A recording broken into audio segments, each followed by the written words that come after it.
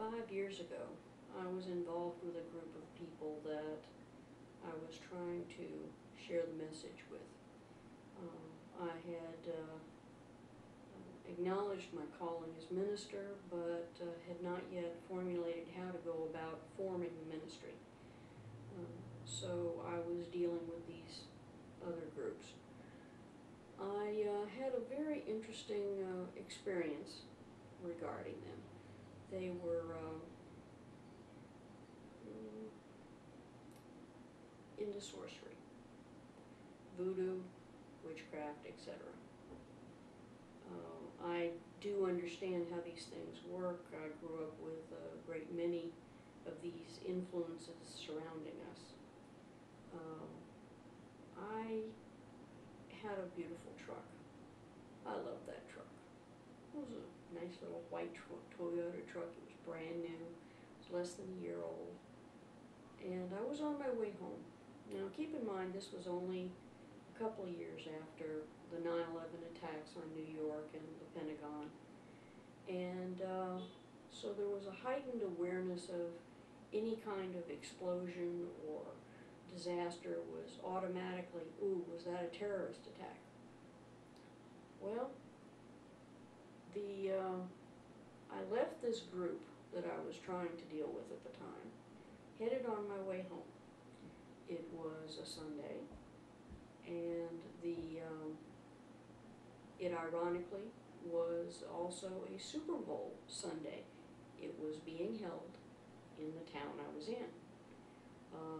As a result, there was a real heightened sense of security in the area.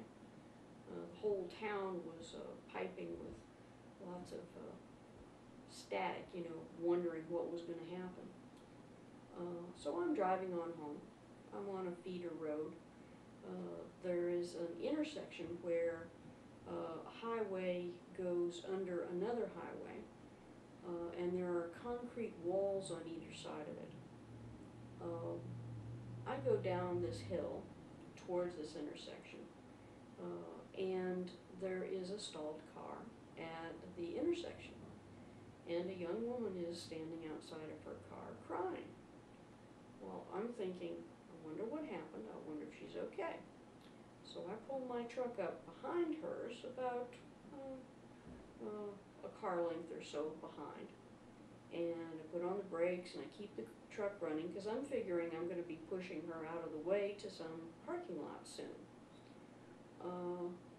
I talk to her, and she says that her battery's dead and that her husband is going to be very mad, etc., that she would like to call a friend. Do I happen to have a cell phone? I did have a cell phone at the time, and I handed it to her. She was making her phone call, and I was waving all the traffic around the truck. I had my emergency flashers on to help get people's attention, but because it was an exit from a freeway, people were going quite fast. And I heard a voice in my head say, "Turn off the truck."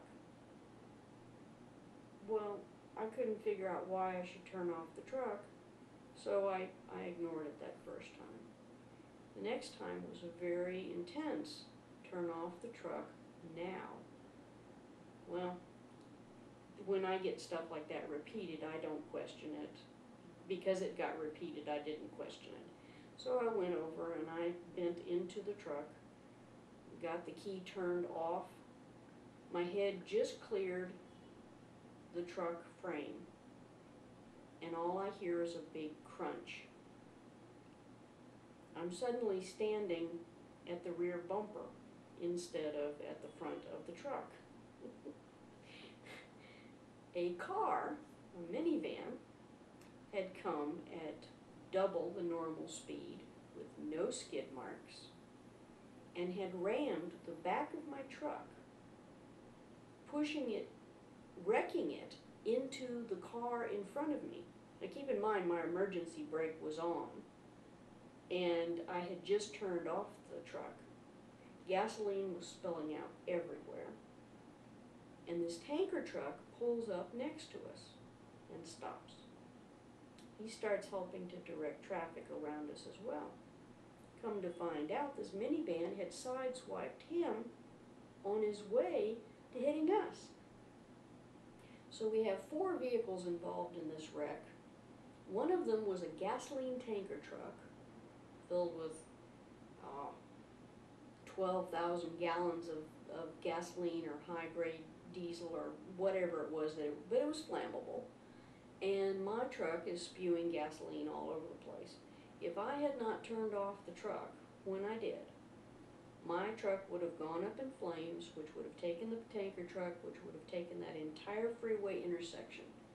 There would have been probably about 30 people dead, including me. And not a single person was injured. When people were upset and trying to get out of the minivan and everything, it hit us with such an impact of the miraculous that I just started praising God. When the emergency vehicles arrived, the police were there very quickly, and they expected blood everywhere. The emergency medical people arrived, and they expected dead bodies to be being pulled out of these cars. If the young man who was coming to help the young lady in the car I was trying to help had been there earlier, he had been delayed. He would have been crushed between his car and her car while giving her a jump. If my truck hadn't been in the way, her car would have been pushed into the intersection and would have caused a cross-lane side collision, which would have caused the same thing as hitting my truck. If I hadn't turned off the truck at that moment and gotten my head back out, I would have been cut in half. Everything worked exactly right. When I asked the young lady later, didn't the minivan see her because she was doing the directing, she said, yeah, he looked right at me. He didn't blink, he didn't brake, and he hit your truck. And I realized later that it was this group that was in the sorcery that had blinded him. But God had intervened. And it was amazing because the miracles didn't stop there. On top of that, all I could think is, this was a non-event. And because it was a non-event, the whole city was not in arms about it being a possible terrorist attack. There was more to come. When I got into the wrecker, the tow truck, and got my poor little crumpled truck that was bent into a V shape by now, to the wrecker yard, I walked in, and from the looks of this man, I thought that he was probably Hispanic, Mexican, something like that. And he didn't understand Spanish because I had said hello in Spanish. And I realized he was Arabic. And I asked him if he was a Muslim. And he said yes. And I said, I have a miracle to tell you about. God has spared us. And I told him. And he and I both cried. Because he understood that if this had been considered, even for a couple of days, a terrorist attack, his family would have been persecuted. He was as joyous as I was that the lives had been saved, and this was a non-event.